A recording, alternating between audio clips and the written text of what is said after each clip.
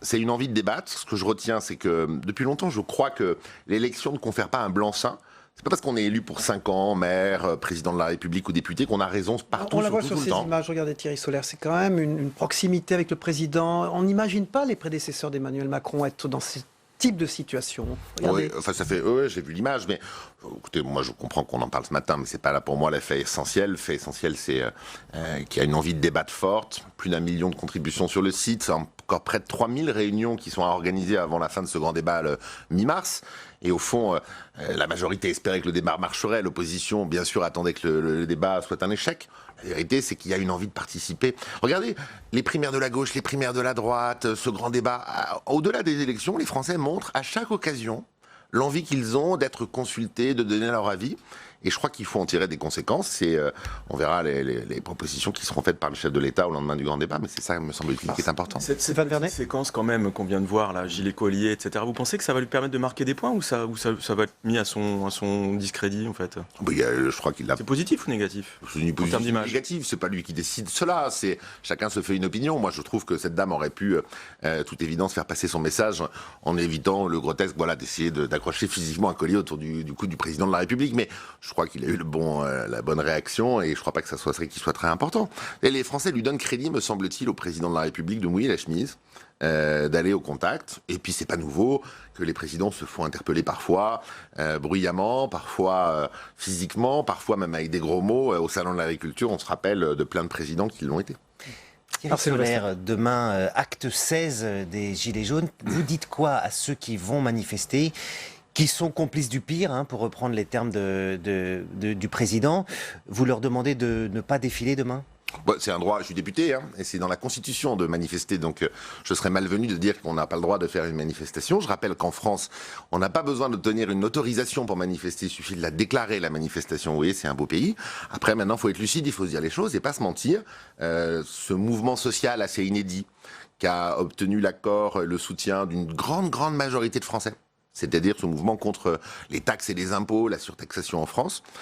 Aujourd'hui, maintenant, ceux qui sont encore dans les manifestations, notamment dans les grandes villes, ils savent très bien ce qui se passe, et ceux qui y restent à la fin, alors que la police donne l'ordre de disperser les manifestations, ils savent très bien qu'ils sont en train d'être dans un groupe de gens où il y a des casseurs, et ça se termine malheureusement comme ça à chaque fois. Donc moi, ce que j'attends, c'est ce qui se passe, c'est que le gouvernement, que le ministère de l'Intérieur donne des instructions pour arrêter tous ceux qui détruisent, cassent, pillent et qui s'attaquent physiquement à des hommes et des femmes qui, eux aussi, ne sont pas des gens très privilégiés, qui gagnent leur vie honorablement, mais pas non plus avec des salaires très élevés. Nos policiers, nos gendarmes, qui sont des pères et des mères de famille, et qui n'ont pas mérité, en se levant le matin, de recevoir des clous, des poubelles et des canettes en pleine figure. Le soutien de l'opinion publique est resté quand même très élevé pendant 3 mois au mouvement des Gilets jaunes. Aujourd'hui, on voit qu'il y a un début d'inversement de la tendance ou de renversement de la tendance. Quand vous voyez que une liste Gilets jaunes, par exemple, sondée, serait créditée de 3% des intentions de vote, vous pensez que là, c'est un point de bascule fort ou comment vous l'interprétez? Parce qu'on était à 13% le mois dernier. On passe à 3%. Le soutien populaire à la revendication perçue qui est celle des Gilets jaunes, c'est le soutien à la lutte contre les taxes, les impôts, ce ras-le-bol fiscal qu'il y a en France. Et au fond, il y a eu jusqu'à 80% de Français qui le soutiennent. Je ne suis pas étonné. Parce que tout le monde en paye beaucoup. On est le pays d'Europe qui payons le plus de taxes et d'impôts. Et donc c'est un ras-le-bol général. Et je crois que le gouvernement, le président a entendu ce ras-le-bol. La taxe, elle a été retirée. Et moi, bien sûr, la première conséquence que je retire de cela, c'est qu'en France, il faut des baisses d'impôts et de taxes. Les gens sont pas prêts à voter. Alors, par ailleurs, électoralement, on voit bien ce mouvement, surtout les semaines passant, n'a pas que donné qu'une belle image. Moi, j'aurais aimé voir sur des pages Facebook de Gilets jaunes des condamnations de l'antisémitisme. J'aurais aimé voir sur des pages de Gilets jaunes la condamnation des violences qui sont faites, même à cette femme qui participe du mouvement des Gilets jaunes, qui s'est fait exfiltrer physiquement de ce mouvement. Oui, donc... Voilà, je ne suis pas très étonné qu'à la fin, les Français reviennent à un mode de fonctionnement électoral classique. Après, j'ai toute légitimité, s'ils veulent se structurer en liste électorale, à le faire à l'occasion de cette élection comme à d'autres. Puisque vous parlez des européennes, votre préférence, votre sensibilité concernant la tête de liste pour votre formation, ce serait plutôt Agnès Buzyn, la ministre de la Santé, ou c'est plutôt Nathalie Loiseau, la ministre des Affaires européennes? Pourquoi voulez-vous que je me fâche avec un membre du gouvernement C'est pas se fâcher, c'est avoir des préférences. Non, mais Vous avez sans doute un avis là-dessus. Écoutez, d'abord, je vais le garder pour moi. Je pense qu'il faut une liste de rassemblement le plus large. On voit bien qu'aujourd'hui, le président de la République, cette majorité, est la seule en capacité de rassembler les gens raisonnables sur un plan européen. Pas des gens naïfs, hein. L'Europe, elle va mal. Elle nous l'a montré sur Alstom-Siemens. Elle nous le montre encore à l'occasion de l'affaire Air France-KLM, où c'est quand même pas très glorieux de voir un gouvernement comme ça en Europe qui prend des parts dans une compagnie sans en informer le principal partenaire. Il y a à réformer l'Europe. Mais je crois que la liste de la majorité sera la seule qui permettra de rassembler cette dynamique-là. Après, Agnès Buzyn est une ministre qui, je trouve, est une excellente ministre de la Santé et la ministre des Affaires européennes, a de grandes qualités sur le sujet technique, c'est évident. Très prudent. C'est pas un problème d'attendre aussi longtemps, de toujours pas savoir qui incarnera ce projet européen pour le scrutin? Non, je crois pas. Non, la campagne elle va démarrer maintenant. Vous avez noté comme moi que la crise des gilets jaunes a pris une part très importante dans la vie des Français, dans la vie des commentateurs, dans la vie politique tout court. Il faut attendre la fin du grand débat. Il va y avoir la campagne escalité des européennes qui durera peut-être 2 mois et qui permettra d'avoir un débat le plus clair possible. Vous souhaitez le maintien du Premier ministre, Édouard Philippe? Mais vous savez, dans les institutions, je parle moi, je trouve que le Premier ministre conduit parfaitement l'action du gouvernement, pilote bien la majorité, et que, au fond, on est assez efficace. Ce que j'attends moi maintenant, c'est qu'à l'issue de ce grand débat, on ait une feuille de route très claire, que les Français la comprennent, et que nous, la majorité, on reprenne un champ de réforme, C'est Thierry Solère, député des Hauts-de-Seine, qui est notre invité politique ce matin dans Territoire d'Info. À Bordeaux, Emmanuel Macron retrouve Alain Juppé, qui fait ses adieux à la politique à 13h. Beaucoup de Bordelais ne comprennent pas ce départ, Thierry Solère. C'est quoi? C'est la fin d'un monde? C'est la fin de l'ancien monde? Oh là là, c'est ni la fin d'un monde, ni la fin d'un ancien monde. Alain Juppé, moi j'ai beaucoup de respect. Symbolique. Non, mais j'ai énormément de respect pour lui. Je crois que le mandat municipal, c'est un mandat très particulier où il y a un attachement absolument incroyable, même humain, personnel à l'action. Alain Juppé a été longtemps maire de Bordeaux. Je sais, pour en avoir parlé avec lui à l'époque, qu'il se posait la question d'une nouvelle candidature à la mairie de Bordeaux. Il a fait un choix qui lui est par nature personnelle. Je pense qu'il a été très frappé, Alain Juppé, par la violence débridée auquel on assiste partout en France. Discours, il ne se reconnaît pas au fond dans ce qui se passe aujourd'hui. C'est ce qu'il a dit. Heureusement, délivré comme message. J'en suis pas étonné, mais moi non plus. Vous savez, je suis quand même frappé de cette violence inouïe. Regardez l'actualité. On apprend qu'un jeune se prend un seau d'acide dans le métro sur la figure. On voit des personnes âgées dans des maisons de retraite qui se font violenter à 98 ans. Et on voit physiquement, samedi après samedi, des gens dans une violence sans limite. Et moi, je veux louer la sérénité de nos forces de l'ordre, parce qu'il n'y a pas un pays au monde, où il n'y aurait pas des morts dans cette affaire. Revenons sur Alain Juppé. Est-ce qu'il n'est pas passé à côté de son destin? Il aurait pu être président de la République. Il ne le sera pas. Il arrête sa carrière d'élu. Non mais Alain Juppé n'a pas été élu président de la République, n'a pas gagné la primaire de la droite, c'est un fait, ça fait déjà ça va faire 3 ans bientôt que c'est le cas. Alain Juppé est le meilleur d'entre nous, finalement. C'est un homme d'État, il a une expérience absolument formidable, il fait un choix personnel aujourd'hui d'aller au Conseil constitutionnel. Moi, je suis très heureux qu'il se sente à l'aise avec ce choix-là, et que le président de l'Assemblée, Richard Ferrand, ait eu cette idée qui montre au fond qu'on doit à chaque fois qu'on nomme quelqu'un, essayer de trouver la personne la plus adaptée. En même temps, il représentait quelque chose de fort au niveau du paysage politique français contemporain. C'est-à-dire, la question qui se pose aujourd'hui, c'est comment on fait du juppéisme sans Alain Juppé? Qui c'est qui va reprendre le flambeau? Raffarin, Philippe? Bon, d'abord, je crois que les positions politiques, bien sûr, les hommes ne sont pas les mêmes, d'Alain Juppé et d'Emmanuel Macron ne me semblent pas si éloignées. La vision du monde, la vision de la place de la France dans le monde, la vision de l'Europe. Pour vous, les juppéistes vont se fondre dans la Macronie? Non mais les gens ne s'appartiennent pas. Enfin, vous voyez, les gens s'appartiennent à eux-mêmes. Pardon, personne. Vous voyez, vous n'êtes pas un Français. Vous avez une analyse politique et à un moment donné, vous avez dans le paysage politique des gens qui incarnent des idées et qui incarnent une capacité de les mener. Alain Juppé est un homme d'État. Il fait un choix personnel aujourd'hui que moi je comprends parfaitement. Et qui pour reprendre la filiale juppéiste? Mais ça ne marche pas comme ça la vie politique. On passe Jean-Pierre Raffarin, Édouard Philippe. Mais non, mais ça marche pas comme ça. Encore une fois, c'est Édouard Philippe. Valérie Pécresse. Édouard Philippe, bien sûr, est très proche d'Alain Juppé. Il vient comme moi de la droite. Il se sent très à l'aise dans cette majorité qu'il conduit. Il en est le chef du gouvernement. Oui, encore une fois, moi, je ne pense pas que les Français raisonnent comme ça. Et je crois surtout que et le président de la République aujourd'hui et le Premier ministre, dans leurs différences, ce ne sont pas les mêmes, n'ont pas une sensibilité, me semble-t-il, très éloignée de la fibre européenne, réformatrice, qui est celle d'un Alain Juppé, bien sûr. Alors, sur l'orientation de la majorité ce matin, Hugues Rançon, le député qui est vice-président de l'Assemblée nationale, qui est à La République En Marche, demande dans Le Monde, dans le journal Le Monde, un grand virage, un grand projet social pour la fin du quinquennat. Est-ce que c'est ça la bonne réponse ? C'est le grand projet social, c'est la baisse du chômage et la baisse de la pauvreté.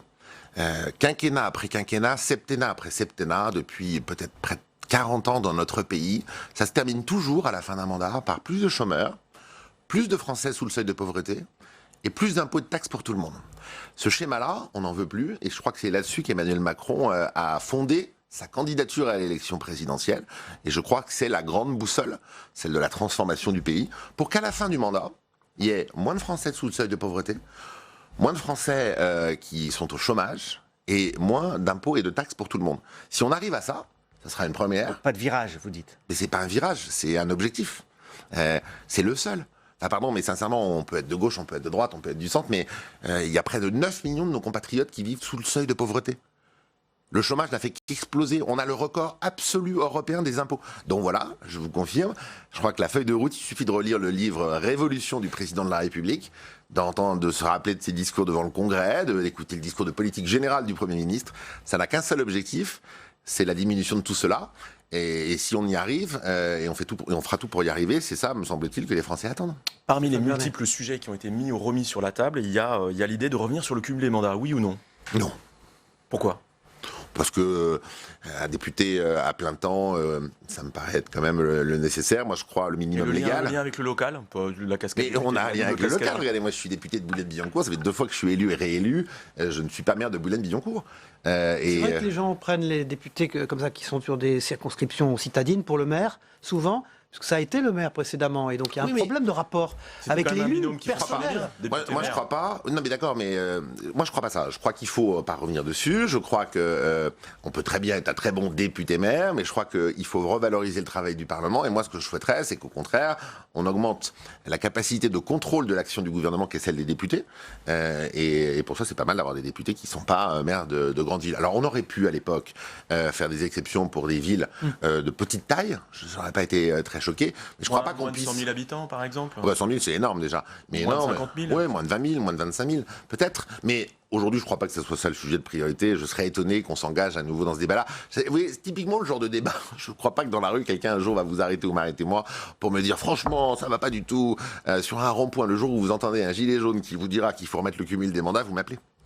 Alors, on vous reçoit ce matin. Alors, est-ce que vous pouvez nous dire un peu où on en est par rapport à vos affaires? Une information judiciaire a été ouverte concernant 6 personnes, dont vous, pour des questions de fraude fiscale, et qui a été un peu élargie. Ça veut dire quoi? Ça veut dire que maintenant vous avez accès à votre dossier? Vous en savez un peu plus? Je ne vais pas vous faire une grande explication ici. Moi, j'ai été comme d'autres hommes politiques, comme beaucoup d'hommes politiques d'ailleurs, mis en cause. Quand on est mis en cause, c'est très désagréable, parce que surtout quand on se sent innocent, bien sûr, ça crée un soupçon. J'ai répondu à l'ensemble des questions, et je vous fais remarquer juste quelque chose, c'est que je n'ai pas été mis en examen dans cette affaire. Vous l'avez rappelé d'ailleurs vous-même. Je vous remercie. Et voilà, à partir de là, j'ai pas d'autres commentaires. Alors, vous avez vu, parce qu'on est dans une société de transparence, que j'ai déposé moi-même une plainte pénale sur les conditions de la levée de mon immunité, mais tout ça, je crois pas que ça passionne nos téléspectateurs. Deux magistrats, voilà. Notamment. Et quand on a un problème avec la justice, on se tourne vers la justice. Moi, je ne suis pas de ceux qui considèrent que je suis sacré, que la République, c'est moi. Quand on me pose des questions, j'y réponds. Est-ce que c'est agréable? Non. Est-ce que par contre j'ai confiance dans l'autorité judiciaire? Tout à fait, donc je me tourne vers elle et voilà. Si vous me permettez, je reviens à l'actu du moment. Est-ce que vous avez fait un saut au Salon de l'Agriculture? Ça vous intéresse ou pas? Alors, j'ai pas fait cette année encore un saut au Salon de l'Agriculture, mais il se trouve que j'ai 4 enfants, donc j'ai eu l'occasion de multiples occasions d'aller. Vous y allez pour vos enfants? J'y suis allé depuis toujours pour mes enfants, parce que c'est vrai que c'est un moment pour les petits citadins à Boulogne-Billancourt de leur montrer ce que c'est que le monde agricole. Et puis pour des raisons familiales, c'est un secteur que je connais un peu par ailleurs, mais oui, tout à fait. Et le côté Barnum politique? C'est devenu une tradition française. Écoutez, franchement, c'est plutôt sympathique. Que ce soit sous Jacques Chirac, que ce soit sous François Hollande, sous Nicolas Sarkozy. Emmanuel Macron, 14h au Salon de l'Agriculture, c'est pas un peu trop? Ah bah c'est pas manifestement ce que les Français qui y étaient, qui faisaient la queue pour venir discuter avec lui, parfois d'ailleurs, en lui posant des questions un peu directes et un peu viriles, on en parlait tout à l'heure, considèrent. Franchement, on a déjà assez de problèmes. C'est plutôt bien un président dynamique qui est sur le terrain et qui est là pour s'occuper de tout le monde. Je crois que tout le monde le reconnaît. Beaucoup de gilets jaunes à Boulogne ou pas? C'est pas en milieu urbain où il y a le plus de gilets jaunes, non, bien sûr que non, on le voit bien, mais on est député de la nation, donc non, je crois que ce mouvement-là, il est assez inédit, il tourne pas bien, mais c'est pas lié, moi je ne confonds pas, et le gouvernement ne confond pas les manifestants, les Français qui l'ont soutenu, et puis les quelques personnes aujourd'hui qui sont dedans. Ce qu'il faut maintenant, c'est une réponse très forte du président de la République et du gouvernement, et des engagements jusqu'à la fin du quinquennat, des réformes profondes, encore une fois, seul marqueur à la fin pour moi, diminution du chômage, diminution de la pauvreté, diminution de la fiscalité. Vous verrez que si en France, en 2022, on a moins de gens qui sont sous le seuil de pauvreté, moins de chômeurs, et que la pression fiscale a diminué pour tout le monde, et notamment pour la classe moyenne, ça va aller mieux. Merci Thierry Soler, merci à vous. des Hauts-de-Seine, d'avoir été l'invité politique de Territoire d'Info. Merci beaucoup Stéphane Verdet, merci Marcelo Westfred. On passe au débrief de l'actualité dans un instant.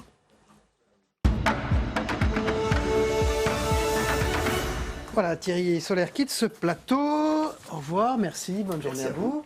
Et puis font leurs entrées André Crétenant, directeur de l'information de TV5 Monde, qui était dans la première partie de cette émission, et Virginie Petit. Bonjour Virginie, de Courrier International, un journal, un magazine partenaire de notre émission. On démarre tout de suite avec, hier soir, en plein débat national à Pessac, c'est en Gironde, une femme offre un collier avec un mini gilet jaune à Emmanuel Macron. Je posais la question à Thierry Soler, mais je vous repose la question, on va démarrer par vous, Virginie Le Petit. Est-ce qu'au fond, la fonction de président de la République, à cause de ces manifestations sociales, de cette crise des gilets jaunes, n'a pas été un tout petit peu plus encore dévalorisée? Je pense que ça fait longtemps quand même que le président de la République est interpellé de façon un peu plus... vous avez vu. Oui, cette femme, d'ailleurs, a essayé de lui accrocher, à Nathalie, elle s'appelle, un gilet jaune, enfin... Un pendentif, un gilet jaune. C'est inédit, on n'imagine pas que ce soit passé il y a quelques années sous des mandats de présidents précédents. Quand même, Mitterrand, vous imaginiez Mitterrand comme ça? Absolument pas, mais Nicolas Sarkozy avait été interpellé à plusieurs reprises quand il prenait des bains de foule, et c'est, j'allais dire, pas forcément le risque, mais enfin en tout cas ce qui peut se produire dans ces rencontres avec les Français. Et heureusement que dans ces rencontres avec les Français, le président n'est pas non plus derrière une vitre blindée et complètement inaccessible. Après, bon, qu'il accepte ou qu'il refuse, ça c'est son droit de porter le pendentif, c'est autre chose. Mais est-ce que la fonction est dévoyée? Quand on choisit d'aller débattre avec les Français, c'est ce qui peut se produire. Je peux vous dire qu'aux États-Unis, c'est une chose absolument impossible. Vous imaginez pas d'abord qu'on puisse approcher Trump avec sa garde rapprochée, etc. Obama, pareil. Obama, pareil. Et avant, pareil. Mais bon, en ce qui concerne Emmanuel Macron, non, moi je ne pense pas du tout que la fonction est dévaluée. D'abord, c'est un exercice qu'il a souhaité. Il a souhaité cette rencontre directe, donc il en accepte les règles et les risques. Et en plus, il est excellent, il se débrouille très bien. Donc, non, et puis on a changé d'époque aussi, effectivement. C'est un jeune président, il aime débattre. D'une certaine manière, il s'est remis en marche. Il est à nouveau comme il était dans la campagne. Il est très à l'aise. À mon sens, tout cela lui profite plutôt. Je pense Thierry Soler, un excellent avocat du président et du Premier ministre, mais il a raison, en l'occurrence. Emmanuel Macron s'est remis en marche et arrive effectivement à faire en sorte que les projecteurs sont à nouveau sur lui. Et du coup, les gilets jaunes, là, sont un petit peu en perdition. Ils doivent faire face. Et vous remarquez que autant vous aviez les politiques très prudents sur la question des gilets jaunes, sur les revendications, etc. Et aujourd'hui, ils se lâchent, ils les critiquent, ils leur reprochent de ne pas dénoncer suffisamment ou même de ne pas dénoncer du tout l'antisémitisme qui existe justement dans ces manifestations ou tous les dégâts qui sont faits aux commerçants. Ils osent aujourd'hui, c'est bien la preuve que l'opinion a bougé, que l'opinion a changé. Alors j'ai deux observateurs de l'international sur ce plateau ce matin. André Crétenant, vous dirigez TV5 Monde, vous êtes à Courrier International. Parlez-nous de cette affaire Air France KLM. Comment on a vu cette semaine ce qui s'était passé, ces 14% donc pris par les Néerlandais dans ce capital d'Air France KLM. J'allais dire sans que personne soit averti, puisque Bruno Le Maire nous a dit hier sur ce plateau qu'il avait reçu le ministre néerlandais chargé des transports la semaine d'avant et qu'il ne lui avait rien dit. Donc il le reçoit aujourd'hui. Les relations risquent d'être un peu froides. Comment c'est perçu à l'étranger, cette espèce de prise de participation comme ça à la hussarde? Alors, du côté néerlandais, c'était également une surprise. La presse néerlandaise l'a appris lors de la conférence de presse, comme tout le monde. Donc, effectivement, c'était méticuleusement préparé. La plupart du temps, ça a été, dans la presse en tout cas, bien pris. Après, il y a quand même quelques hommes politiques, et notamment écologistes, qui sont moyennement satisfaits de voir que leur gouvernement investit dans une compagnie aérienne où effectivement le bilan carbone n'est pas forcément bon, mais sinon tout ça semble finalement d'assez bonne guerre, puisque quand même la France et l'État français ne se privent pas d'intervenir dans des grandes André Crétenant, Bruno Le Maire a dit, Oui. en plus qu'il comprenait absolument pas tout ça, qu'il le condamnait, que c'était inamicable, mais surtout que ça ne créait pas de valeur. Donc il n'y avait même pas, selon Bruno Le Maire, hier sur notre plateau, une valeur ajoutée à cette affaire. Oui, j'ai pas très bien compris. Effectivement, il y a eu une réaction de la bourse qui n'était pas très bonne et l'action a dévissé, je crois, de plusieurs pourcents. Mais ça va remonter, donc je ne pense pas que ce soit un problème de perte de valeur. On ne s'interroge pas assez sur pourquoi les Hollandais n'ont pas averti la France. Moi, je pense qu'ils ne l'ont pas fait car ils savaient très bien qu'il y aurait une intervention politique, que ça serait une affaire politique et que sans doute ils ne pourraient pas augmenter leur part dans le capital. Il y a surtout une question quand même industrielle, économique. Vous avez quand même une compagnie Air France qui pèse d'un poids beaucoup plus important en termes de chiffre d'affaires que KLM, mais en revanche, les bénéfices sont assurés à 80% pour KLM. Il y a un déséquilibre, et je pense aussi que les pilotes de KLM en ont un peu marre de voir le personnel d'Air France souvent en grève, et il y a une inégalité. Pour KLM, il était important, et pour les Hollandais, il est important de peser un peu plus justement dans cette entreprise et dans cette union de KLM et d'Air France. Mais vous avez aussi d'un autre côté, avec Renault-Nissan, vous avez aussi un autre exemple d'équilibre qui essaye de se faire de manière difficile. Et là, en l'occurrence, c'est les Français qui ont fait le forcing pour avoir une plus grande majorité. Voilà. Les deux affaires. On poursuit donc la revue, l'actualité, ce qui se passe un peu à l'international avec deux spécialistes de la politique internationale. L'Algérie, vous avez vu qu'une dizaine de journalistes avaient été arrêtés lors d'un un sit-in contre la censure à Alger. Ça se tend, la situation en Algérie. Courrier international, vous allez évoquer tous ces sujets-là dans les jours qui viennent. Bien sûr, déjà c'est dans le magazine qui est sorti hier, on a quand même tout un dossier sur l'Algérie. Ça se tend, mais en fait, je pense que tout le monde a été assez surpris par ce qui s'est produit depuis le 22 février, y compris la presse. D'ailleurs, plusieurs journaux, notamment El Watan, qui est un journal plutôt libéral, on va dire, s'en émeuvait positivement. Maintenant, il y a des appels à ce que... Vous voulez dire qu'il y a plus de voix qui s'élèvent que vous ne pensiez, c'est ça? Non, pas du tout. Non, ce que je veux dire, c'est que l'ampleur de cette manifestation ou de ce mouvement surprend, en fait. Parce que ce que dit la presse, c'est qu'elle pensait la jeunesse algérienne un peu apathique. Il n'en est rien. Et effectivement, plus elle montre son envie d'autre chose, parce qu'il faut dire que depuis 5 ans, c'est quand même, il se passe rien en Algérie. Enfin, c'est ce que dit cette jeunesse. Plus elle montre son envie d'autre chose, plus elle le manifeste, plus effectivement, on risque d'avoir des tensions, effectivement. Oui, vous avez plus de la moitié de la population qui a moins de 25 ans. Vous avez un président qui n'est manifestement plus en mesure d'exercer sa fonction.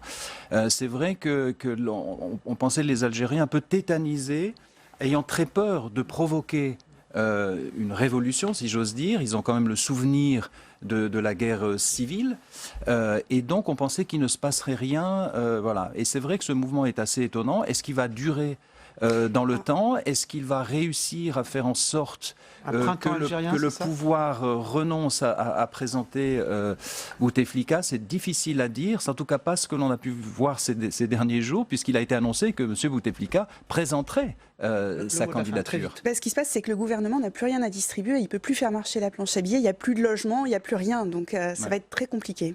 Merci beaucoup d'avoir débriefé l'actualité internationale, vous pour Courrier International et vous, André, pour le TV5 Monde, dont vous dirigez l'information. Voilà, merci. On regarde Courrier International d'ailleurs.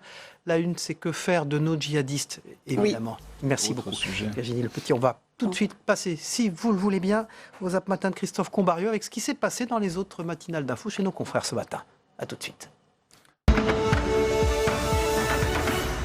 Finalement, ce n'est pas à plus de 12%, mais bien à hauteur de 14% que le gouvernement néerlandais est monté hier dans le capital d'Air France, soit à quasi-égalité avec l'État français. Cette décision agressive et prise par surprise n'est pas une bonne décision. J'attends de mon homologue néerlandais qui nous apporte des éclaircissements, des explications, et je propose que nous construisions avec le gouvernement néerlandais une porte de sortie qui soit une porte de sortie par le haut pour tout le monde. Il y a des pays qui défendent leurs intérêts. Et je note que la France est systématiquement celui qui est incapable de défendre ses intérêts nationaux. Et ce que je viens vous dire aujourd'hui, c'est que nous allons, en toutes circonstances et dans tous les domaines, défendre nos intérêts nationaux. Ce qui est choquant, ce qui est violent, c'est la méthode. C'est pas tellement qu'un État décide de monter, il était déjà aux alentours de 6%, de monter au capital d'une entreprise, c'est la manière de faire. Enfin, ne prévenir personne et surtout pas ses interlocuteurs étatiques du côté français, on dit aujourd'hui que c'est inamical. Ce qui est étrange, c'est de le faire en secret. Ce qui est étrange, c'est que Bruno Le Maire a parlé avec son homologue néerlandais la semaine dernière, qu'ils ont parlé de beaucoup de choses, qu'ils ont notamment parlé d'Air France KLM, et que derrière, il y a quelque chose qui se fait en douce. Ça, c'est pas convenable. Chiffres publiés par la sécurité routière hier, c'est-à-dire augmentation du nombre de morts sur les routes au mois de janvier. À peu près 75% du parc des radars a été soit détruit, soit détérioré, soit attaqué, soit neutralisé. Et oui, il y a un lien direct. Je vais vous prendre un exemple. Il y a des radars, vous savez, qui sont masqués. Les automobilistes voient qu'ils sont masqués. Puis comme ils ont l'habitude de passer au même endroit, ils voient qu'ils sont masqués. Sauf qu'en fait, ils continuent à enregistrer la vitesse. Ils ne font pas de photographie, il n'y a pas de procès verbal, mais ils enregistrent la vitesse. Sachez qu'au mois de décembre, en moyenne, il y a 4 fois plus d'infractions sur un radar masqué, à proximité du radar masqué, que dans les faits quand ils fonctionnent. On estime qu'en novembre et décembre, ça représente 60 vies qui auraient pu être sauvées. C'est dramatique. Merci à vous. Merci beaucoup. Au revoir, messieurs, dames. Merci. Ça va, jeune homme? Bonjour, madame. Merci beaucoup.